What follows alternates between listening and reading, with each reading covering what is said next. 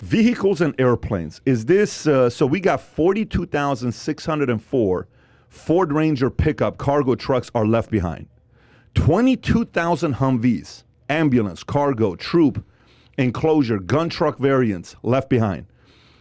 8,998 medium tactical vehicles. I was a mechanic for those vehicles, by the way. Call them LMTVs or FMTVs.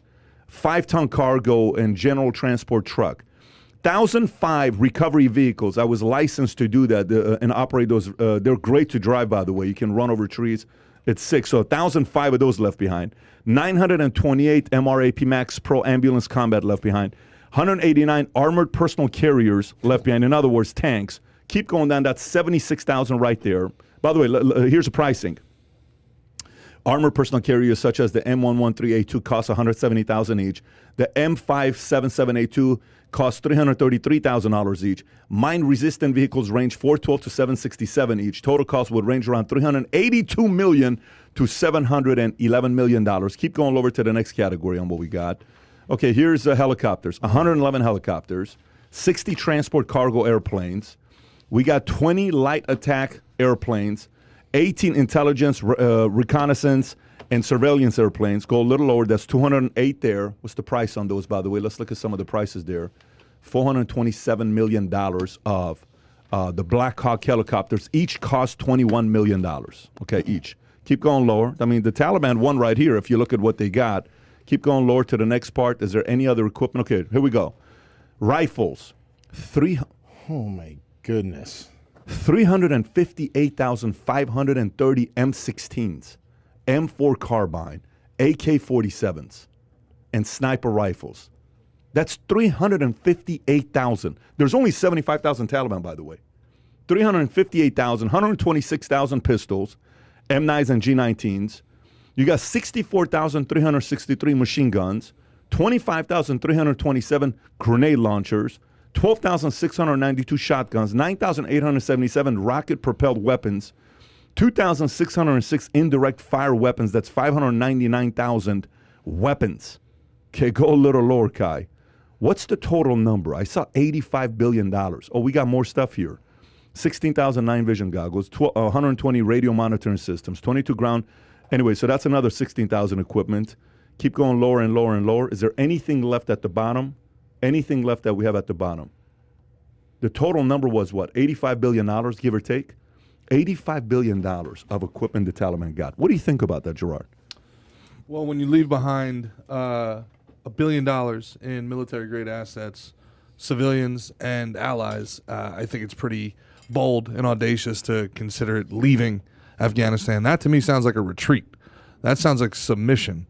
That sounds like we retreated from Afghanistan. We left people, but we left our people and our property behind. That doesn't also mention, needs to be shouted out, the dogs that we left behind that are being cared for by a civilian who stayed behind, an American civilian who is behind enemy lines right now, and an Afghan ally, and they're both volunteering.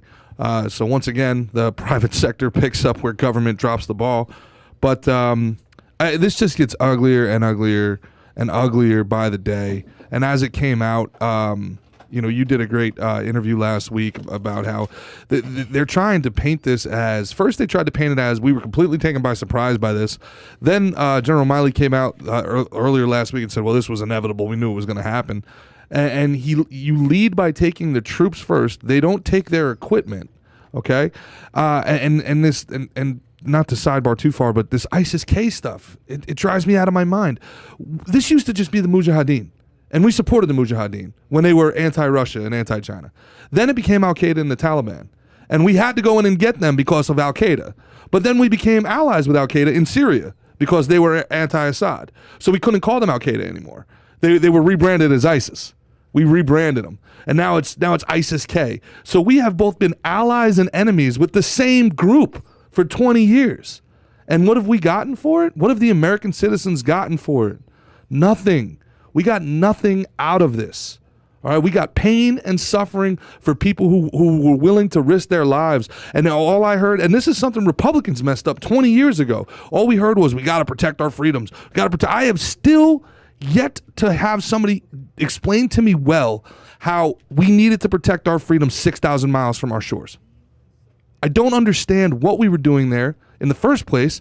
But since we were there, I don't understand how we could leave like this. I mean, Sam Harris, to his credit, all right, one of the foremost liberal thinkers in the world, tweeted out, he retweeted himself. He tweeted on January 20th after the election, I am overwhelmed with joy to have adults back in the room. And he, to his... Meaning, elaborate, meaning Biden. But the Biden-Harris troika. All right. And to his credit, he retweets himself publicly eating these words, syllable by syllable.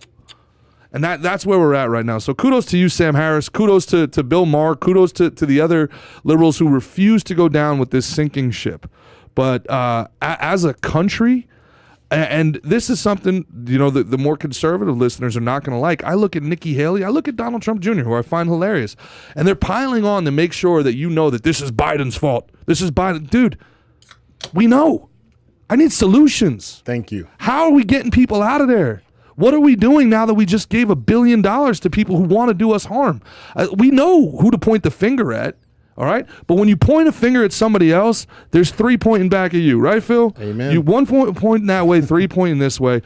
Somebody, anybody in our political geosphere. But here's a question for you. Put solutions out there, please. Fine. So what does he do? What does Junior do? Well, he's in sales right now. He's selling that Biden's incapable and incompetent. But no. What I'm trying to tell you is, okay, so imagine the average voter right now that's listening to this. Yep. They're pissed off. Who isn't pissed off today? Mm-hmm. CNN's pissed off because Alyssa Milano's not pissed off. Well, Alyssa Milano's not pissed off, but who is Alyssa Milano in the first place? She's cousin Vinny's. Isn't that the one? Or no, that's Marissa Tomei. Okay, that tells you how much I know about Alyssa Milano. She's one of the. Okay, I mean I know her face if I see her. Commando. But here's the point. Okay. Take Alyssa Milano out. Everybody else, who isn't pissed off today? CNN is pissed off because Biden is making them look like idiots. Okay, MSNBC is pissed off because what? They were his campaign. It's like, hey, we want this Trump guy out. Fox is pissed off because they're seeing what's going on because they're pro-military. Everybody's pissed off. Who isn't pissed off? But the average person that's listening to this, what can they do about it? What can the average guy do about it? What can Junior do about it? What can they do about it? What can all these guys do about it? So the only people that can really do anything about it is who? The people in charge. The people in charge. So no matter how much you put it on anybody else, I'm sorry. It's like, dude, I'm not in charge. What do you want me to do? Right. You can scream off the top of your lungs. You can do all the things that you want to do. But what can you do? So if you enjoyed this little short segment from the podcast that we did, here's another short segment to watch. Or if you want to see the entire podcast, click over here. Take care, everybody. Bye-bye.